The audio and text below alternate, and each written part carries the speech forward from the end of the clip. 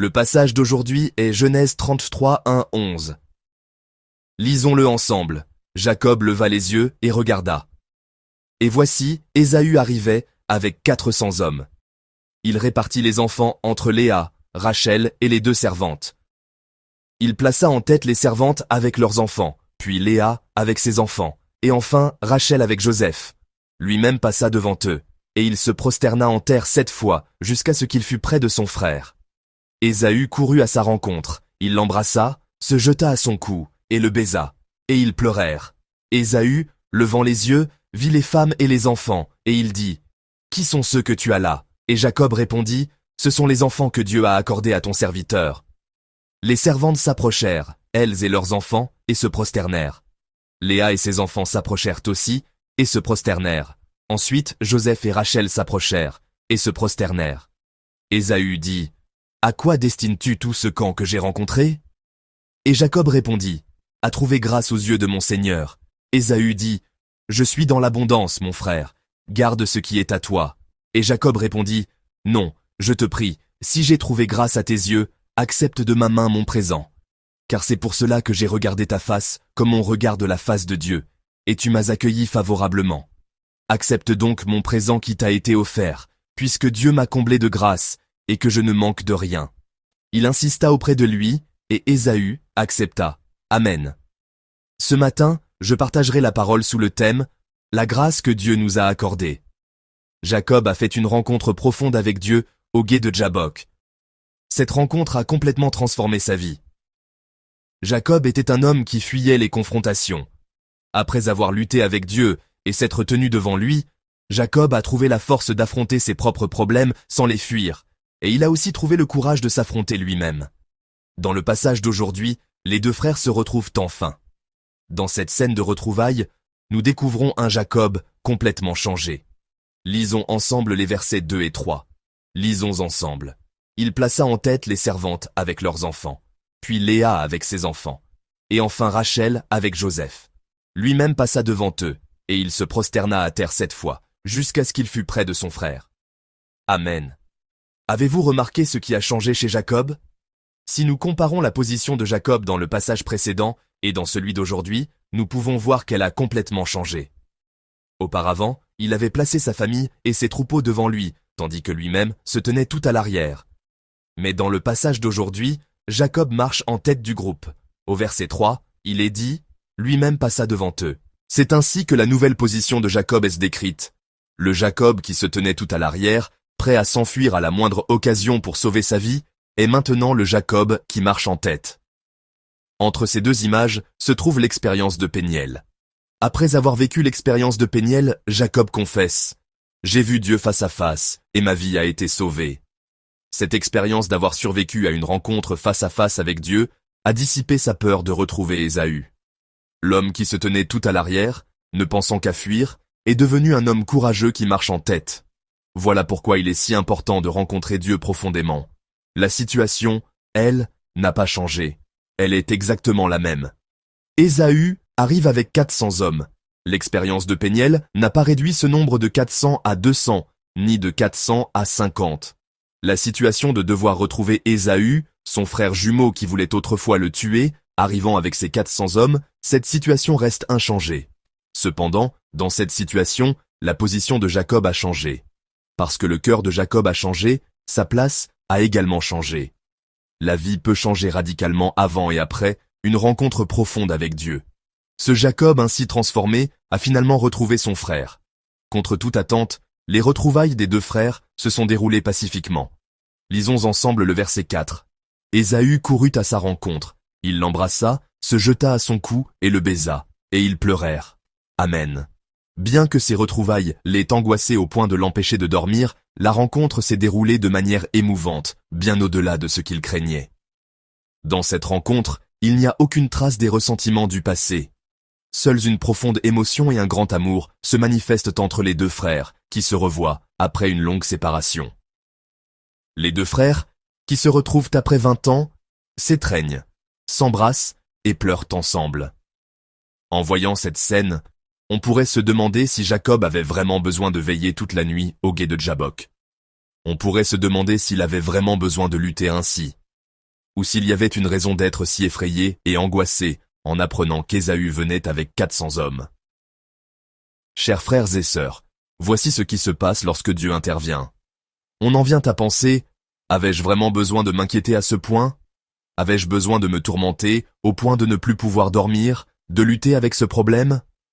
Quand on rencontre Dieu profondément, c'est ce qui arrive.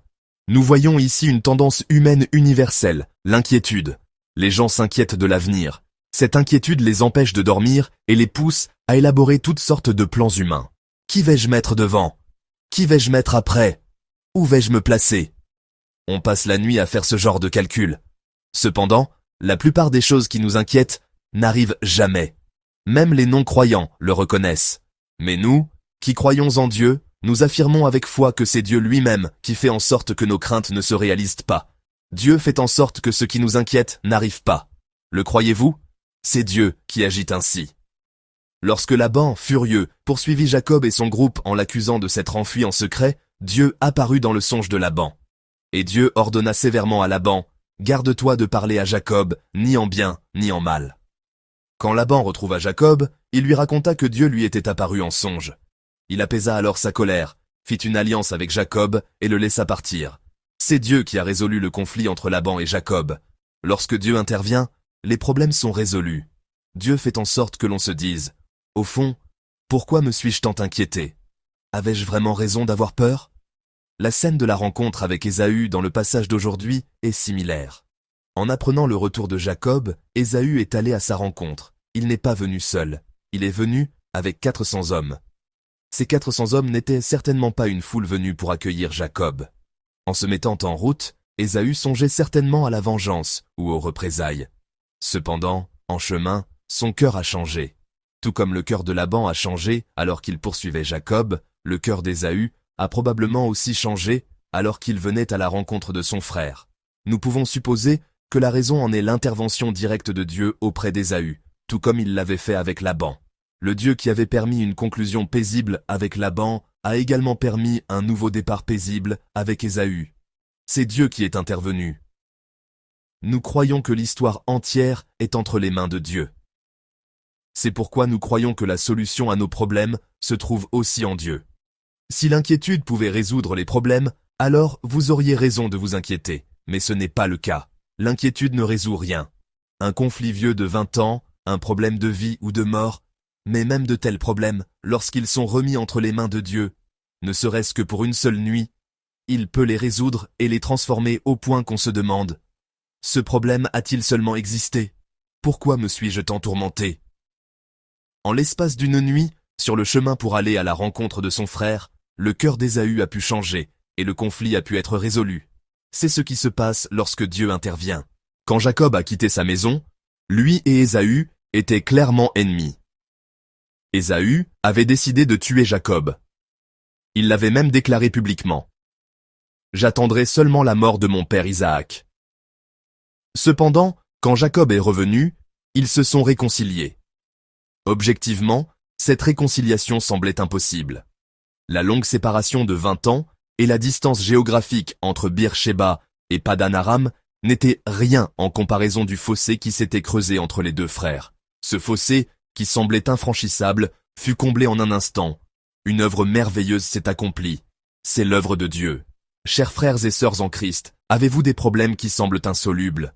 Même s'il s'agit d'un problème qui dure depuis longtemps, même s'il s'agit d'une situation où un grand fossé s'est creusé entre des personnes, au point de sembler irréparable, sachez qu'il n'y a pas de problème insoluble, car Dieu est là. Si notre Dieu intervient, même un problème qui a pourri pendant très longtemps peut être résolu en une seule nuit. Même un fossé qui s'était largement creusé peut être comblé en un instant. Le véritable enjeu, c'est donc notre propre transformation. Il nous suffit de changer, avec la foi que le problème peut être résolu s'il est porté devant Dieu. Tout comme Jacob est devenu Israël, tout comme l'homme qui fuyait est devenu celui qui affronte la situation, tout comme celui qui se tenait à l'arrière est devenu celui qui marche en tête, si nous changeons après avoir rencontré Dieu profondément, alors les problèmes ne seront même plus des problèmes. Ils seront résolus pacifiquement et entièrement. Le problème avec Ésaü n'était donc pas le vrai problème. Les problèmes relationnels ne sont pas les vrais problèmes. Le vrai problème est notre relation avec Dieu. Une fois que notre relation avec Dieu est restaurée, une fois que nous le rencontrons profondément et que nous nous soumettons à son autorité, les problèmes avec les autres se résolvent naturellement. Nous ne devons donc pas nous concentrer sur les problèmes entre les personnes. Notre regard ne doit pas s'arrêter aux difficultés humaines auxquelles nous sommes confrontés. La question fondamentale est: quelle est ma relation actuelle avec Dieu? Est-ce que je vis chaque jour avec l'émerveillement de ma première rencontre avec lui? Voilà la source de la solution. Je vous bénis au nom du Seigneur, pour que cette journée soit pour vous l'occasion d'approfondir votre relation avec Dieu. Je prie qu'à travers cette relation restaurée, vous voyez toutes choses être renouvelées et que tous vos problèmes trouvent leur solution.